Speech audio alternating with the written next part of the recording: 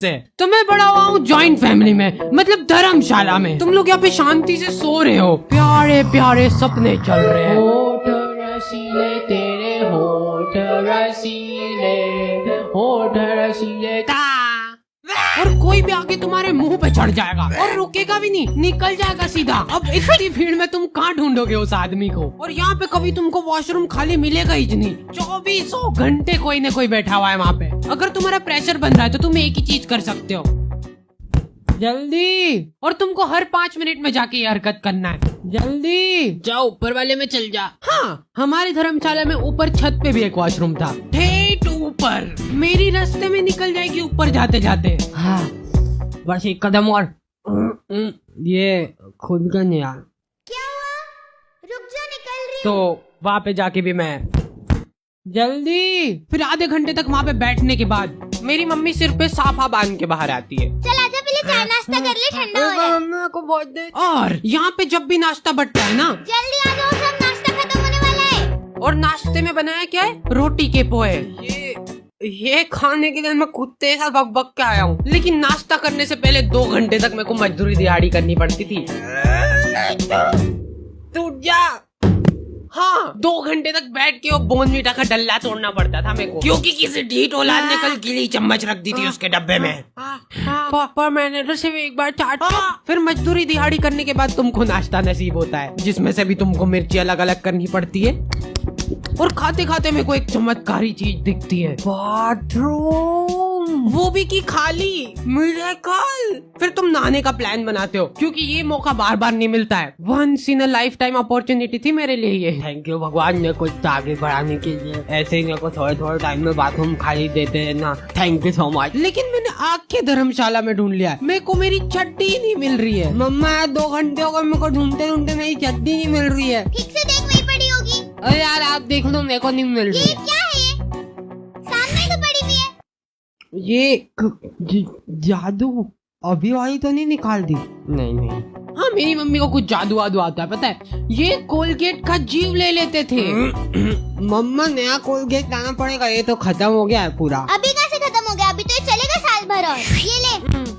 फिर से कैसे करा आपने ये? हाँ, मेरे घर वाले बहुत अजीब है। एक बार मैं बीमार पड़ गया था तो आके कहते नजर लग गई बेचारे छोरे को। और ये सुन के मैं खुश हो रहा हूँ कि अरे वाह, नजरें लग रही है लौंडे को। और हमारे स्कूल वाले वो तो और भी गए बीते थे। सर हमारी तबीयत बिल्कुल भी ठीक नहीं लग रही और बहुत चक्कर आ रहे हैं, उल्टी जैसा भी लग रहा है। वाह बेटा वाह, क्या एक्टिंग करते हो, वाह। कोई चक्कर वक्कर नहीं आ रहे, चलो यहाँ से वहाँ तक दौड़ लगाओ। वो बच्चा अधमरी हालत में पूरी क्लास में दौड़ रहा है। और हाँ, हम सब लोग हैं यहाँ पे, अगर गिरोगे तो। और हाँ बेटा, ये फालतू के नाटक करने से कहीं नहीं होगा। चलो उठो और बाम लगा के आओ।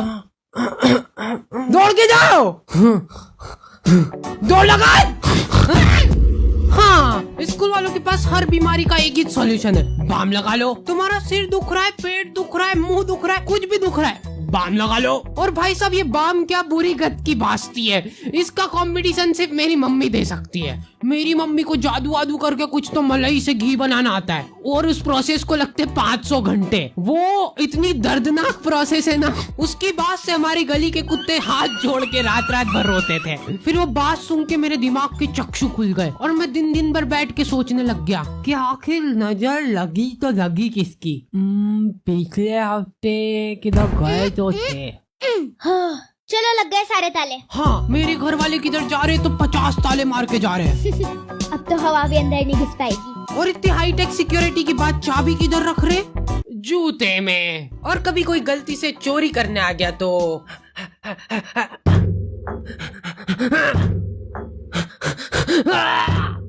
ए बंटी, चाबी में। क्या यार, अब इसके चक्कर में ऑटो रिक्शा करके जाना पड़ेगा मेरे को। ओ रिक्शा, ओ चल आगे नुक्कड़ तक ले ले फटाफट। मैं तो कोई नहीं छोड़ रहा वहां तक। चलो उतरो उतरो उतरो उतरो उतरो। हाँ यार, नहीं तो नहीं ज्यादा बोल रहा था, क्यों है ना।